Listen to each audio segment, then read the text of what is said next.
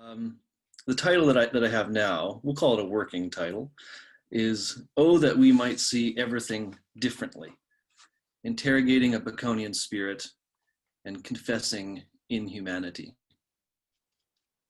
In many ways, this essay is an essay on sin.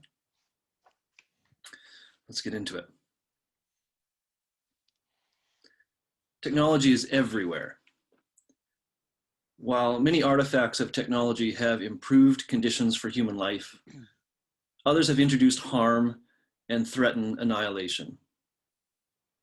Yet persons often consider artifacts of technology as morally neutral, and many of these persons overestimate their potentialities. Add to such an assessment the fantastic attitude that technical capability ought to be implemented just because it exists, without regard to the moral character of any particular venture. Technological artifacts and the sciences that make them possible seem to be as principalities exempt from the fall. Such naivete is habituated by the oft-repeated proposition that the problems and perils introduced by particular technological artifacts and their implementation can and will, and therefore ought to be resolved by the further invention and administration of technological artifacts, whether industrial, digital, political, or moral.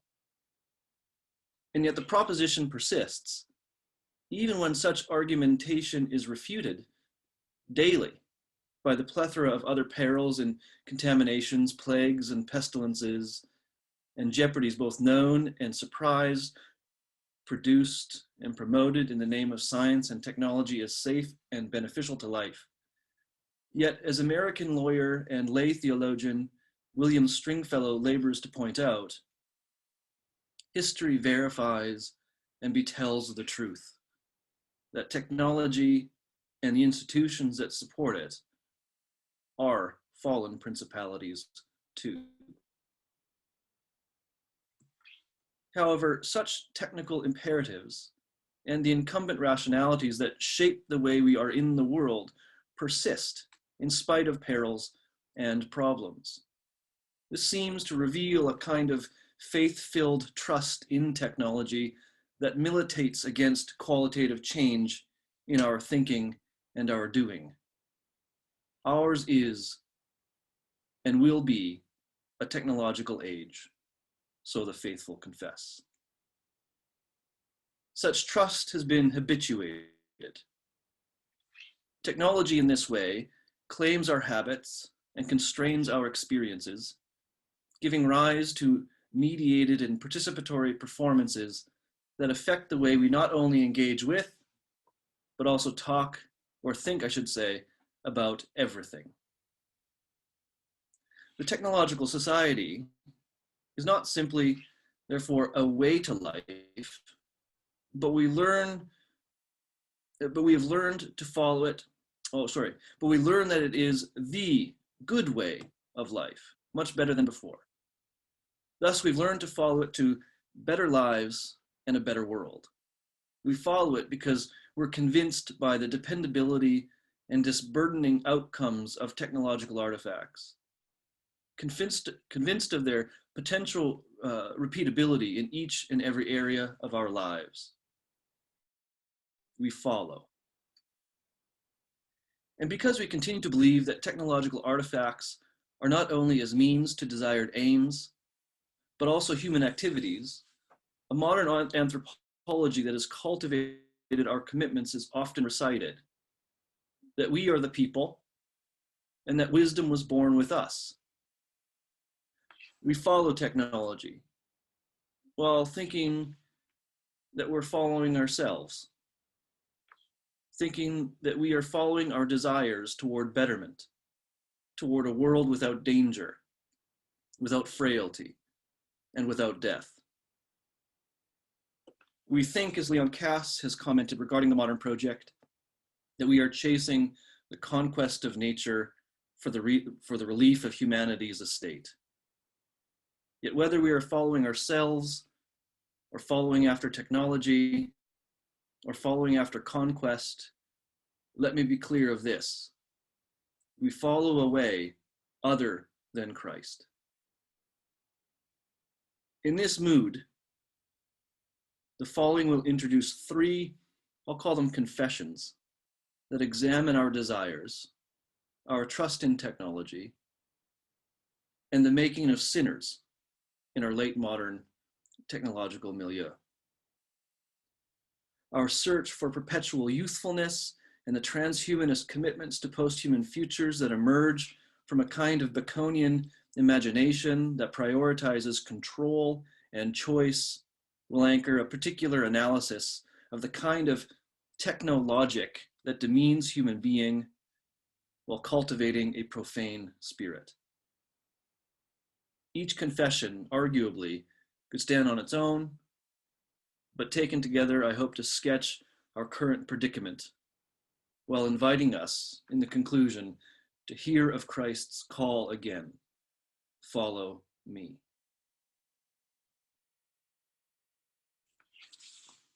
Peddlers and propaganda, potentialities and politics. A cult of youth, a cooperative marketplace, and a call to action. This is the first confession. From itinerant peddlers of suspicious snake oils for aches, pains, and other defects, to well-studied technologists and academics advocating contemporary procedures and future possibilities for rejuvenation and life extension, the promises of acquiring vitality and longevity by means of medicine and machine have a long history, even longer than that sentence. But the allure of youth foments the folly of consumers, while philosophers like Nick Bostrom and apologists like Anders Sandberg offer credibility to the forecasts, not of states of human excellence, but of post-human futures. While the history of such forecasting might be long, it seems appropriate to place such contemporary post-human futures within a more recent history of anti-aging propaganda and procedure. As James Stark reveals in his very good book, The Cult of Youth, Anti-Aging in Modern Britain, a compendium of practices and procedures introduced during the interwar period of the last century draw the reader to consider varying degrees of prevailing scientific and sociocultural ideas about aging and youth and health.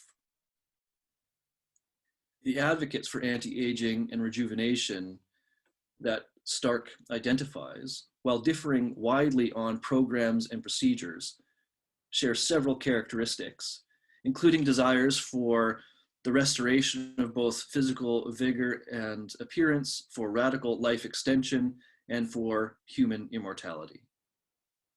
And whether introducing hormone therapies, dietary practices, electrotherapies, and even exercise, Stark's historiography demonstrates the rise of commercial industries which not only take advantage of our insecurities about frailty and finitude, or aging and atrophy, but also discipline a way of seeing technologically mediated youthfulness and vitality as essential.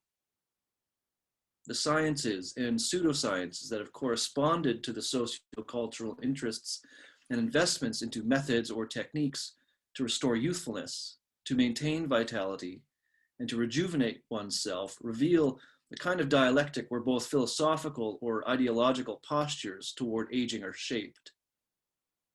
In turn, functioning as a kind of positive feedback loop, the philosophical or ideological positions reinforce such scientific and pseudoscientific endeavors and the techniques that correspond.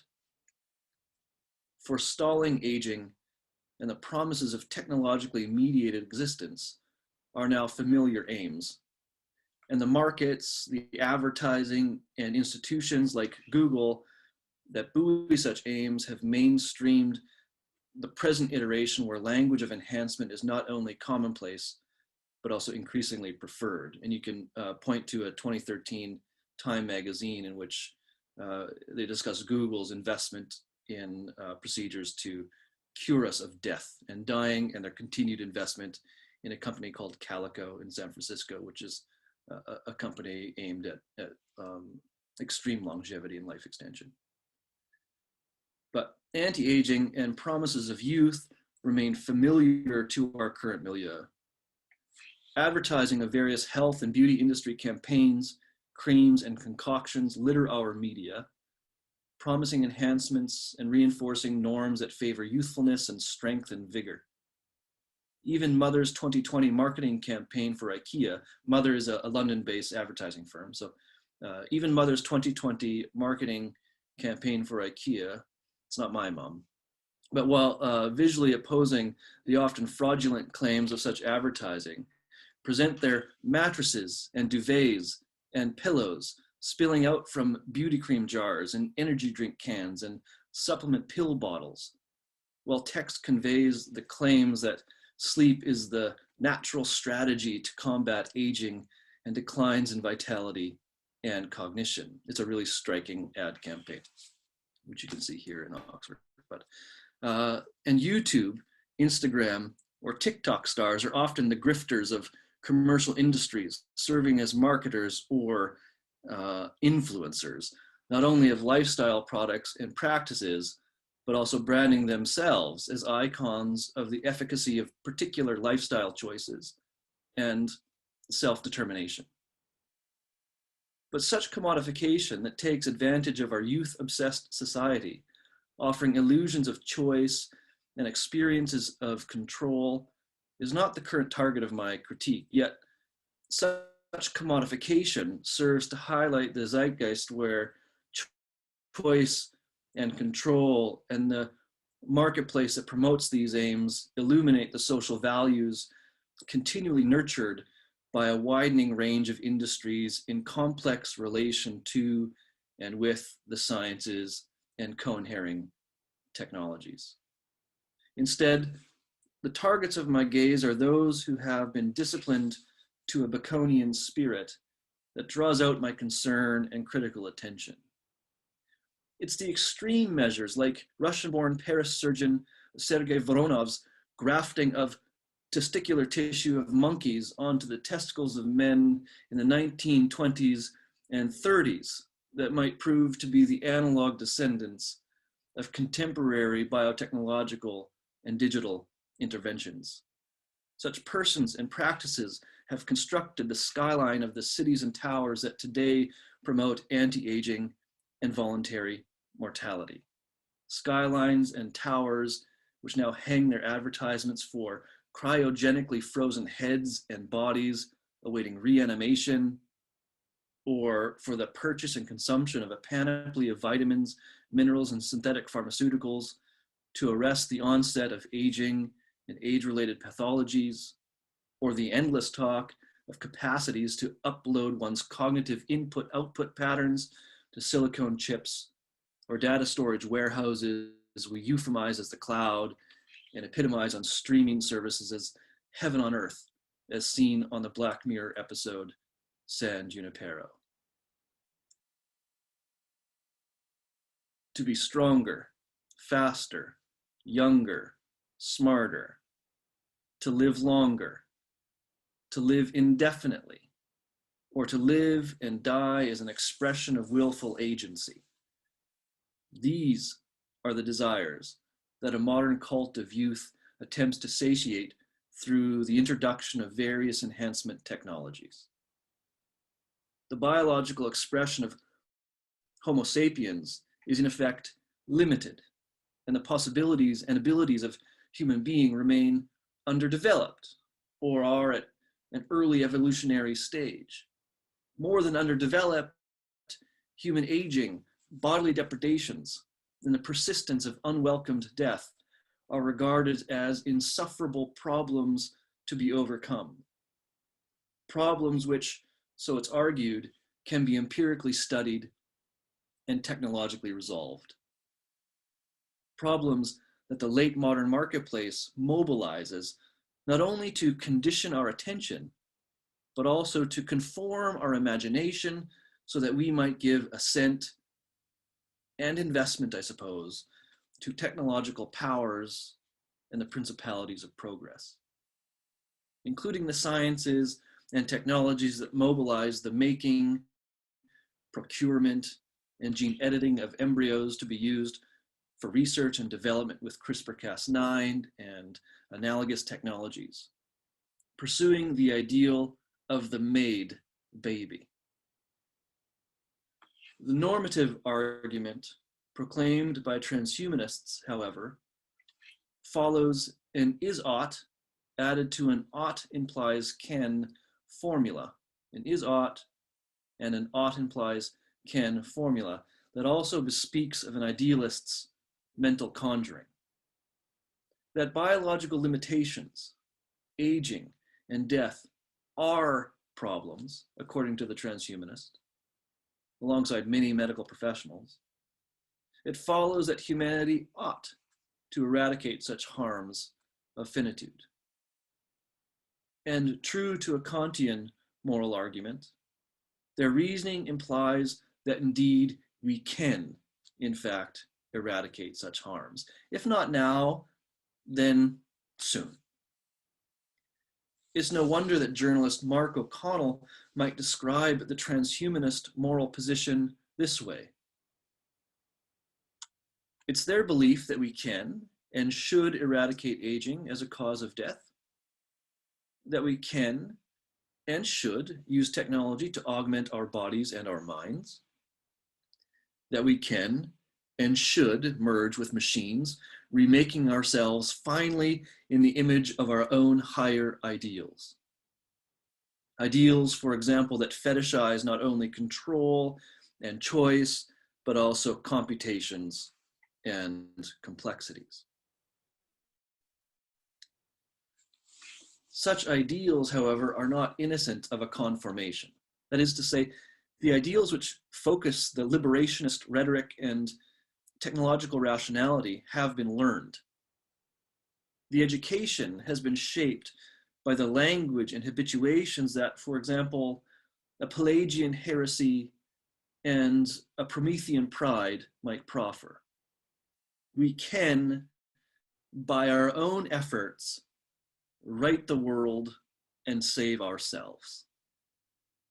It's such heresy and vice that is disciplined and is reciprocally disciplined by a Baconian imaginary, an imaginary that affirms a secularism that admits science and technology and increasingly information technology as the way that we are religious today.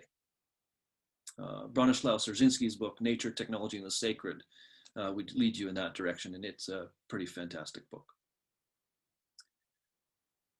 Consider, for example, David Pearce's response to the question, do you consider yourself religious?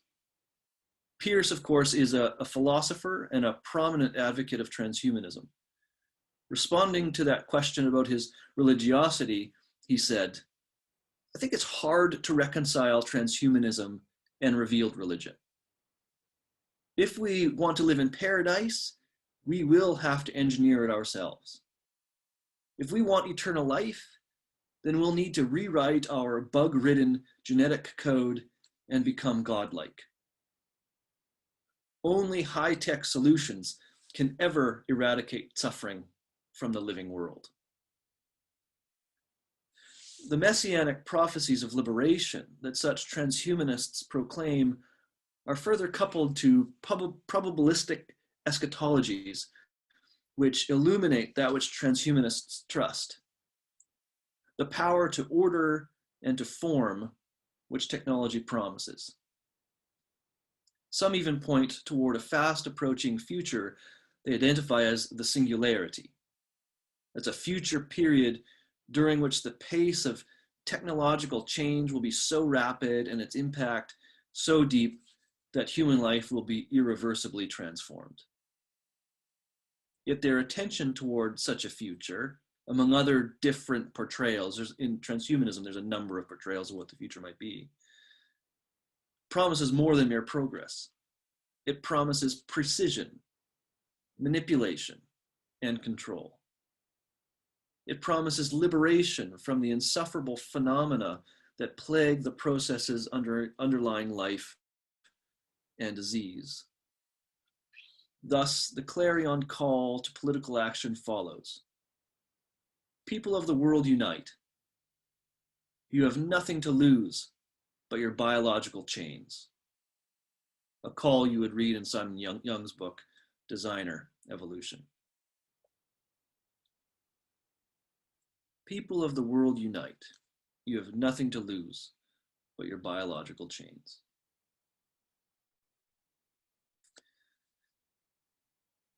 The transhumanist imagination, educated to a Baconian spirit, pursuing control and choice toward extinction.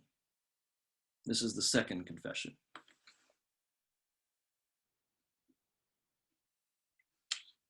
Technologies and the commodities produced reveal the normativity of constructed phenomena in our late modern age. But they disclose a story of the world, a reality made up of appraised nouns, ideal images, and necessary verbs. I'll return to that language in a little bit. Increasingly, it's a world represented by theoretical sciences and information theories rather than physical sciences. Yet this reality, this story, seems, at least among those persons enamored by post-human or post-flesh human futures, is determined nonetheless by technological rationalities. Such rationalities are reflected by a Baconian spirit, which aims to relieve humans from their existential plight, marked by frailty and finitude, sorrow and suffering, and to increase one's control over nature, granting choice and challenging fate through the invention and use of technology. Technology here is understood not as any one device, but as the organization of knowledge for the purpose of accomplishing practical aims and achievements. Thus, for those persons who aim to reclaim Eden and to pursue the most noble goods of medicine like slowing or ending aging, following after the pursuits of Francis Bacon, although in a secularist mode, the question and answer of such aims seems to be settled with great optimism. We can and we will accomplish them. George Grant, the Canadian philosopher and theologian, acknowledges such rationalities also in his discussion of the dynamo and the world where technology remains both the question and the answer to the aims of human agency and the ontology that maintains the turning of the machine age. Celebrating such a world readied for our construction, an apologist for post-human futures has become enamored by the maxim, everything is fundamental and nothing is fundamental. Such a contradictory phrase originates with American physicist and father of string theory, Leonard Susskind. Such contradiction forms the landscape of our post-human future. That's to say, some, like the Italian philosopher Francesca Ferrando, who introduced me to Susskind's paradox in her book Philosophical Posthumanism, have come to think of such a landscape rather as a dreamscape. She says this, the notion of landscape refers to all the possible configurations entailed by the physics hypothesis of string theory. The landscape is not a real place. Think of it as a list of all the possible designs of hypothetical universes. We can think of the landscape as all the potential outcomes which may arise out of the generative power of the strings, or perhaps the arrangement of information for that matter.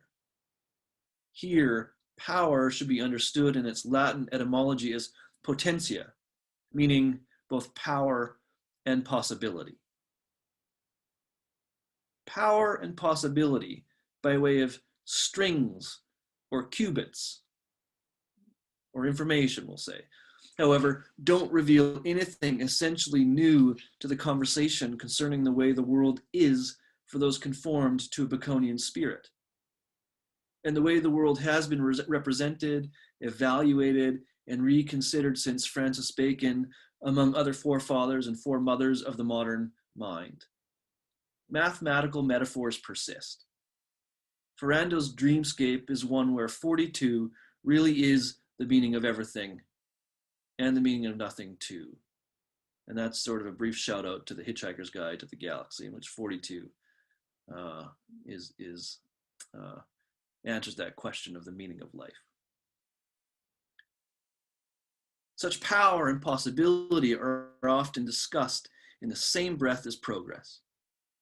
And progress is often reciprocally connected to the acquisition of power and the potentialities to overcome efficiently the persistent threats of labor and toil, frailty and burden, finitude and suffering. And the numerical metaphors and their accompanying algorithmic myths narrate a vision for human and post-human civilization, a world righted by the human-willed reorganization of numerical information, if you will. Thus, and as I've written elsewhere, the argument is that the world is being humanized by the self-sufficient, solitary, and strong fist of human agency that has captured the potency of the sciences and advantage of technologies to put the world right by the numbers, to make it significant according to our human desires and design. Such arguments have shaped us in our technological age. They have constrained and conformed the way we come to evaluate and to imagine nature. They have disciplined our relationship to nature, one where dominion is confused with domination, where caretaking is confused with control. Ours is an age where stories are not only recited, but also performed, telling of and practicing a will to potentia. Such telling of stories and repetitions of performances train us to see not only nature, but also human nature as something that must be overcome. Nature, for those conformed to a Baconian spirit, is both malleable and indeterminate, as the American theologian Gerald McKinney suggests. It therefore can be overcome. It makes sense then that the foci for contemporary scientific inquiry and commercial economic investment, as exemplified in the growing interest in genetic engineering and machine learning, articulate such a will to potentia, or a will to power, with the promise and prestige of preference and control. We are permitted, as a modern understanding of autonomy sanctions, to create the world of our choosing, and then choose again when dissatisfied with our new world. And many involved in post-humanist pursuits, including transhumanists like Nick Bostrom, have chosen worlds conjured by the imagination disciplined to a Baconian spirit. A world with increasingly efficient means of relief from all that burdens human life, including human limitations and the depredations of corporeality and the persistent threat of death. They have chosen worlds that reinscribe technology not as possibility, but as power, not just power in general, but even narrower, techno-libertarian Silicon Valley power. And pursuit of such power is justified by rhetorical narratives deployed to illustrate the familiarity in their thinking that forecasts the unfamiliar. Consider, for example, the inventor and futurist Raymond Kurzweil's words. He says this: "Our version 1.0 biological bodies are frail and subject to a myriad of failure modes, not to mention the cumbersome maintenance rituals they require. While human intelligence is sometimes capable of soaring in its creativity and expressiveness, much human thought is derivative, petty, and circumscribed.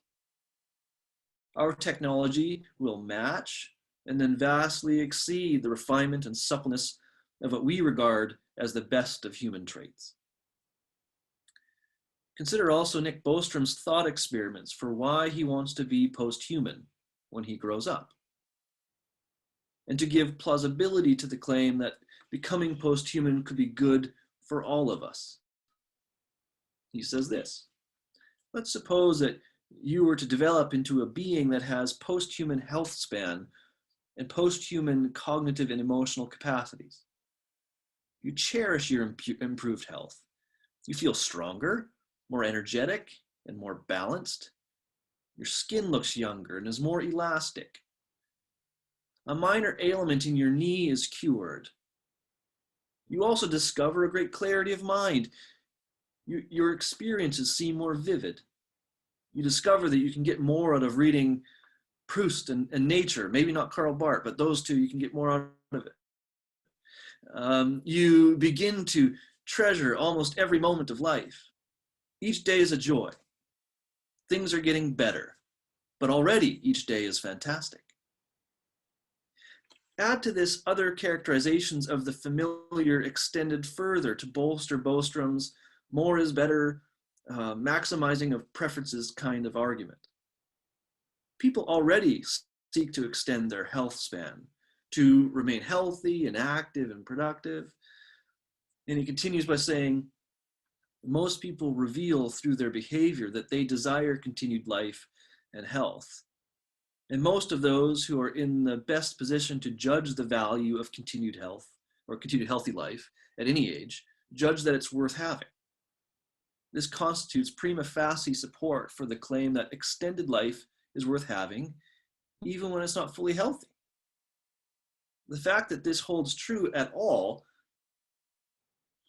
currently realized ages suggests that it's not a strongly revisionary view to hold that it could be good for many people to become posthuman through health span extension.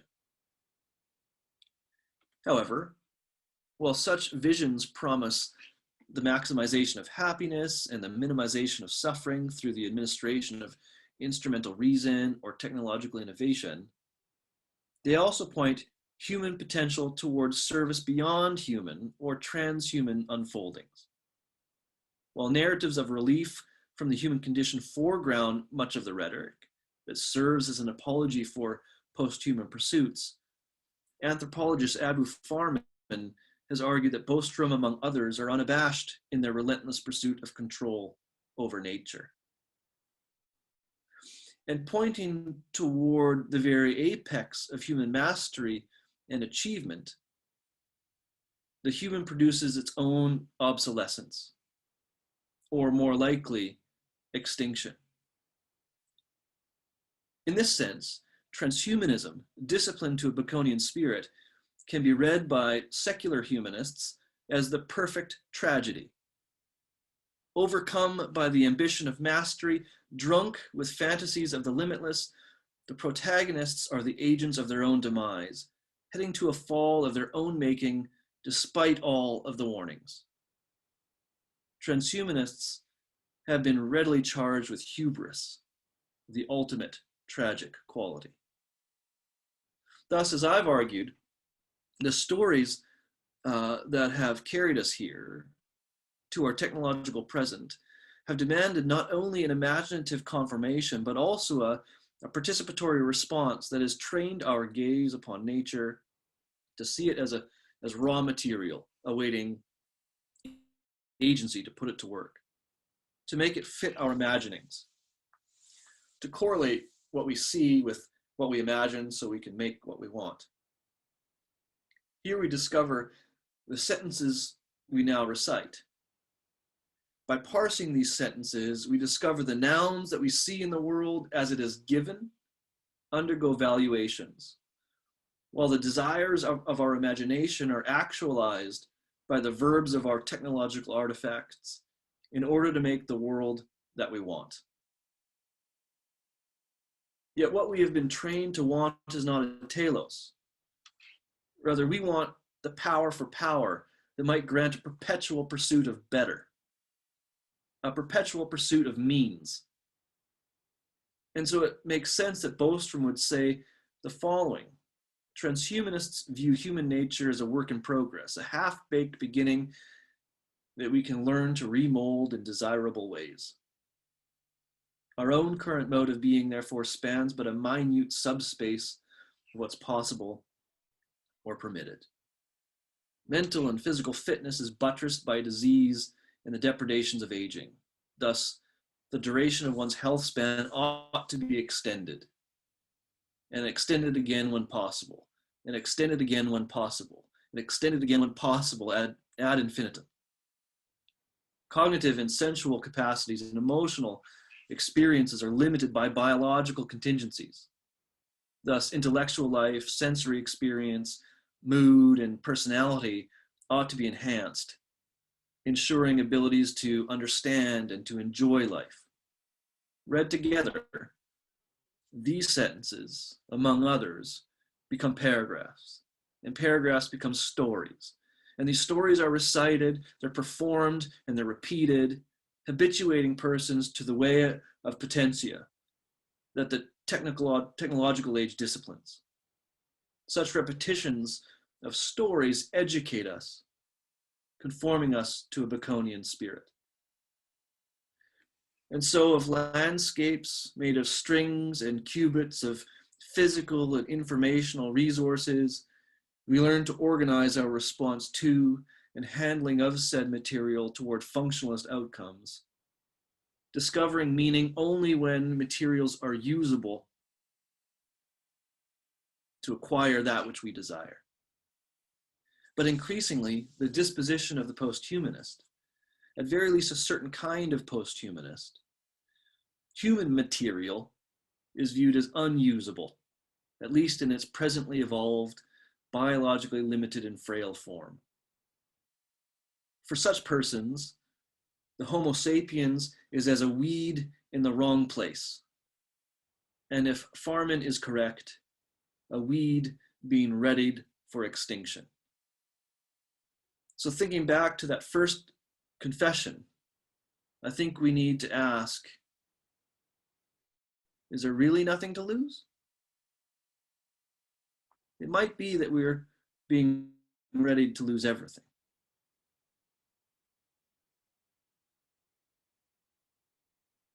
The third confession, nothing to lose, nothing new to see here, folks. The making of inhumanity, technology, sin, and disorientation. Extinction is foretold in Russian philosopher Nicholas Berdyeyev's discussion between humanity and its machines. The man said to the machine, I need you to make life easier and to increase my strength. And the machine answered the man, I don't need you. I'll do everything without you. You can disappear. Ironically, such a conversation is a kind of repetition of the fall, a rebellion of creation against its Lord. But we're not God. We're fallen as well. And so Berdyaev hazards the very technology developed to bring the world, including the self, under the control of human will and energy might render human agency impotent. But we often fail to recognize principalities have their own existence, personality, and mode of life. We fail to recognize their effect upon us, the way they shape us, and the way they coerce us to relate to everything, including God, ourselves, and our fellows. We fail to recognize technology as such a principality. In this way, Berdyaev is right to warn our ignorance of what technology is as a principality. Dietrich Bonhoeffer has done something similar, reminding us in his ethics that it, that being technology, has its own soul.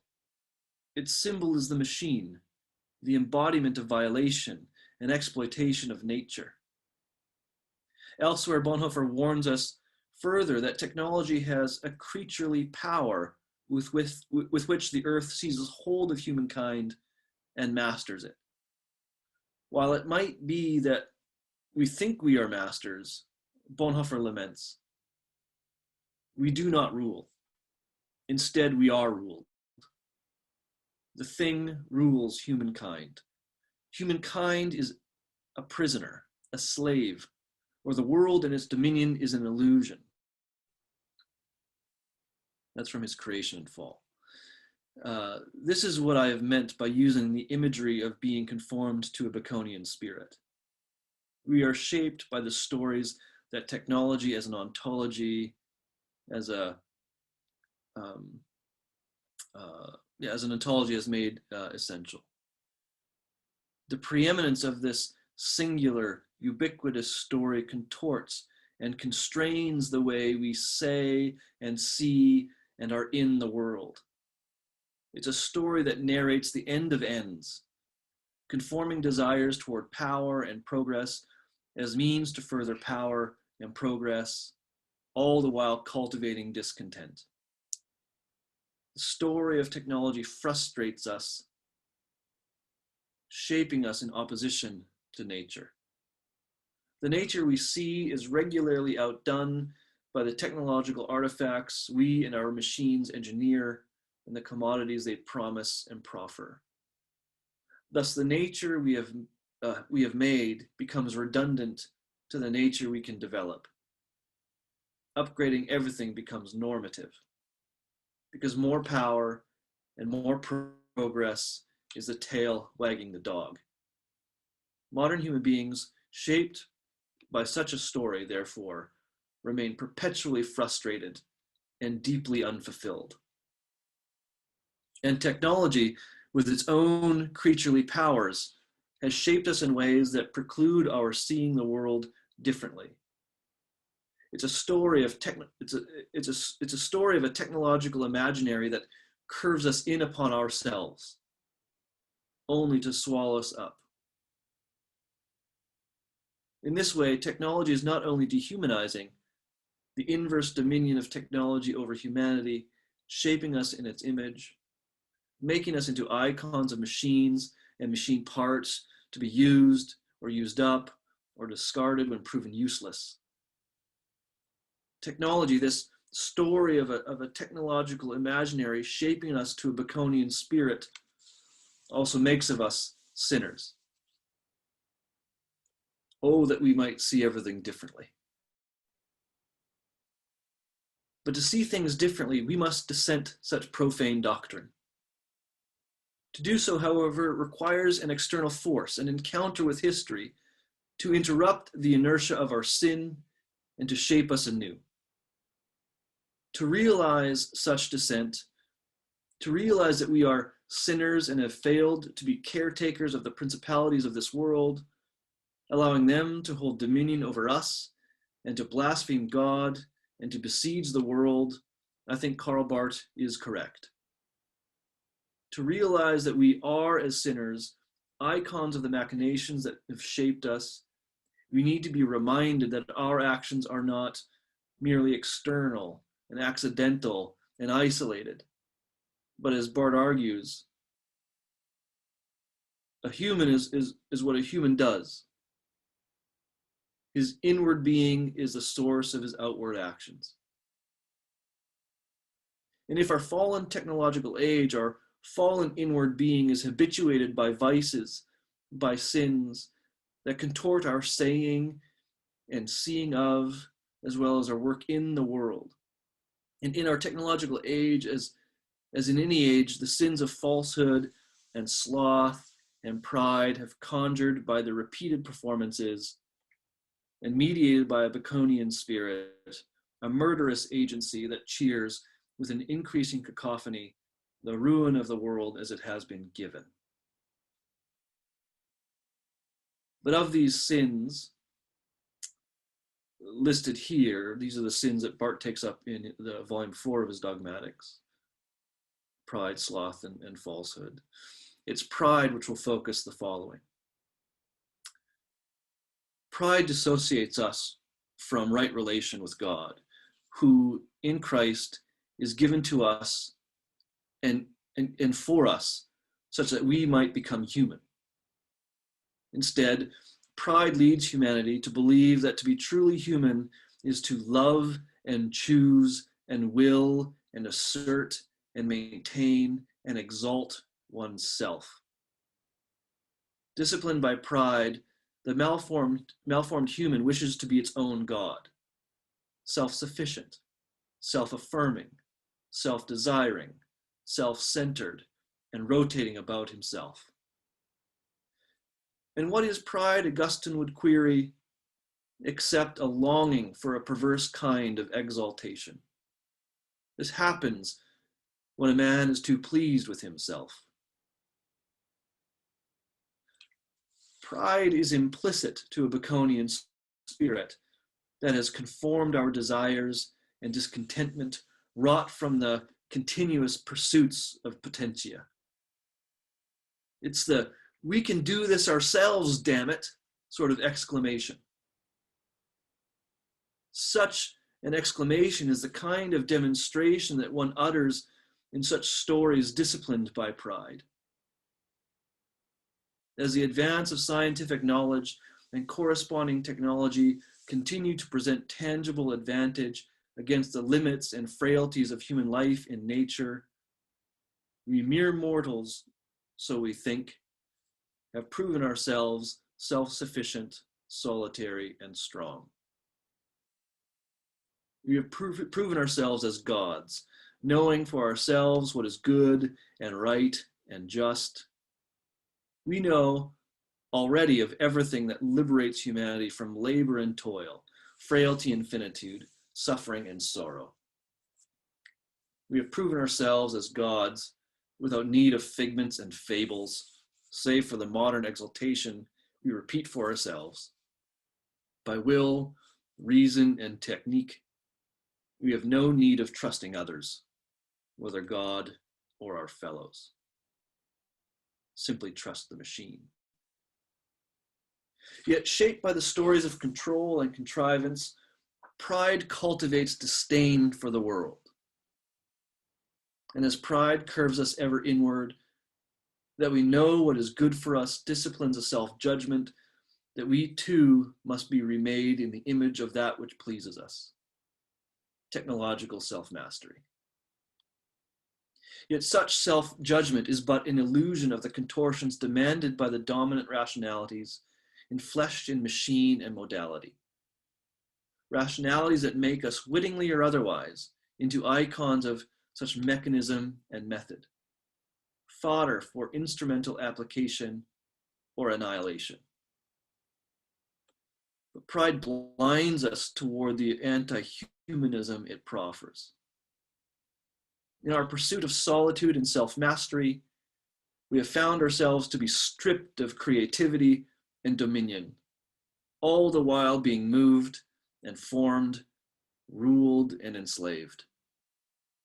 In our idolatry for control, for dominion, nurtured by the practices that habituate pride, we become confused, defying God and dehumanizing humanity. Bewildered by a Baconian spirit, creative agency is set toward its destruction.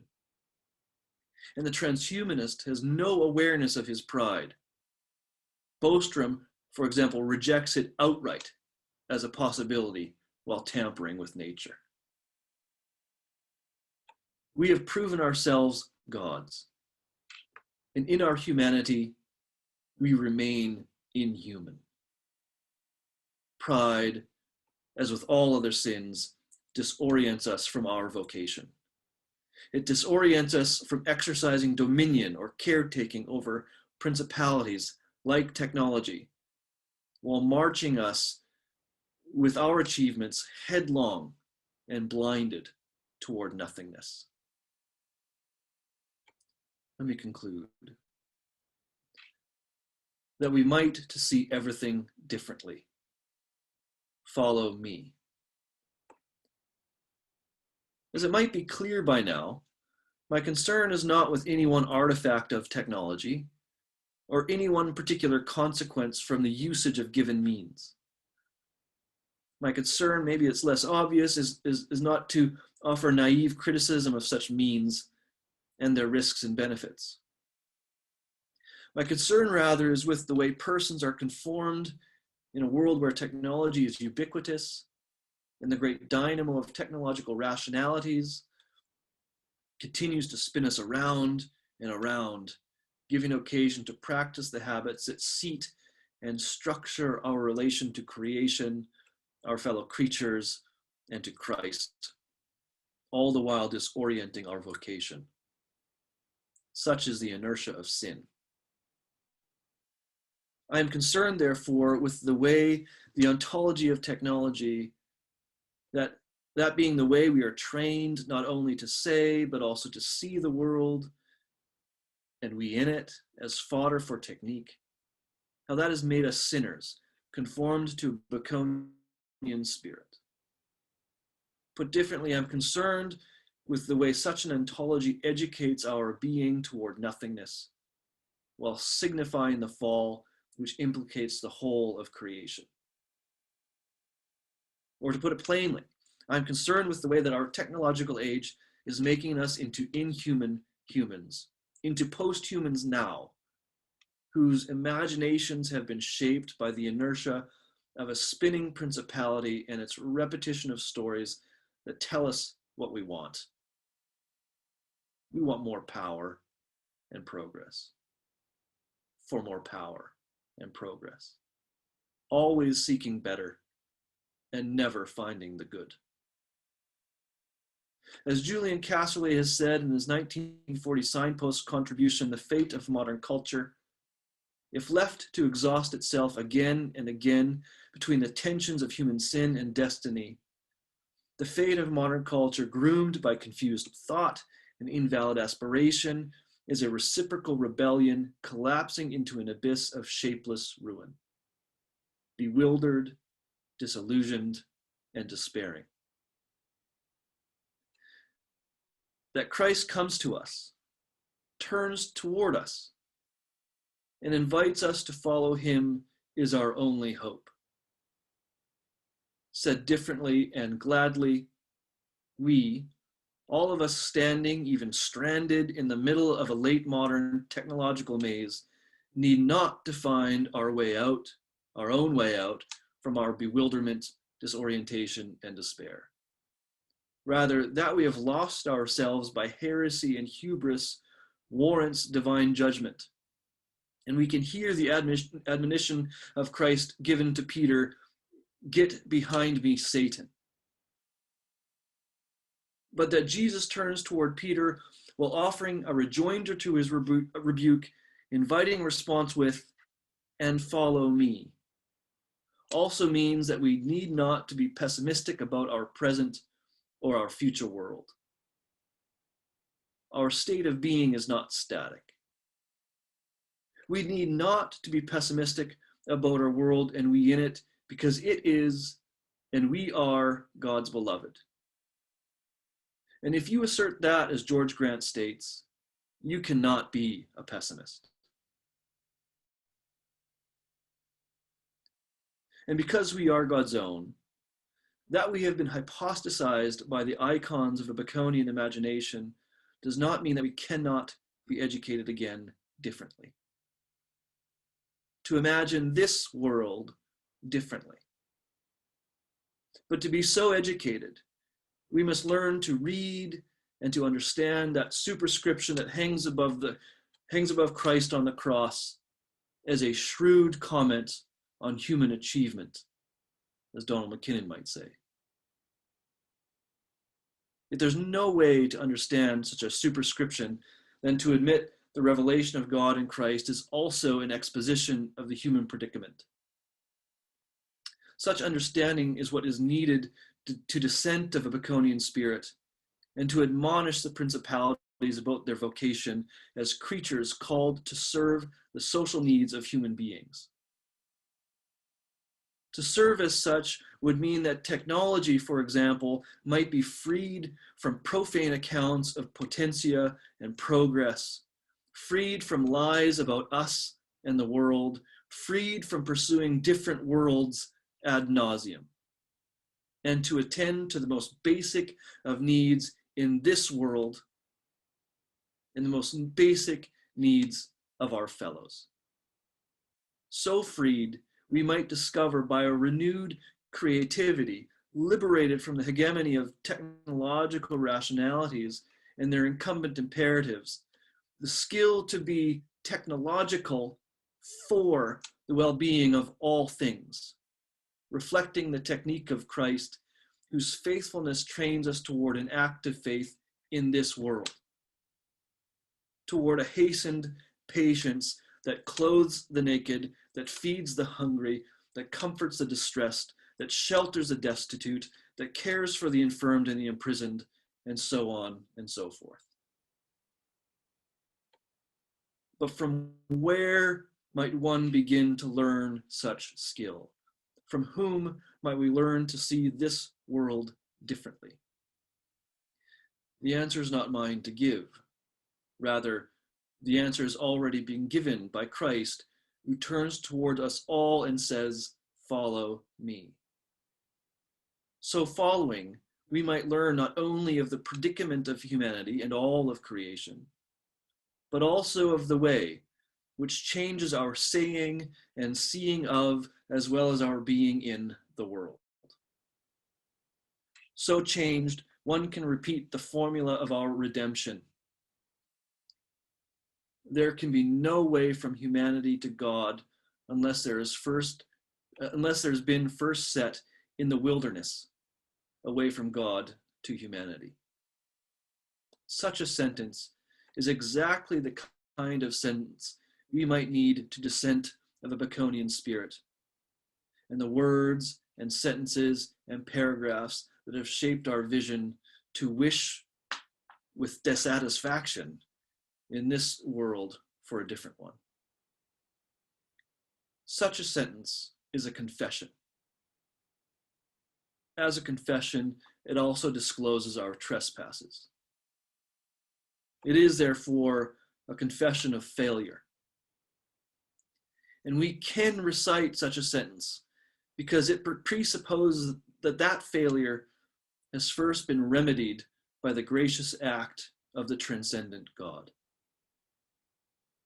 Oh, that we might learn to see such grace in and for our technological age.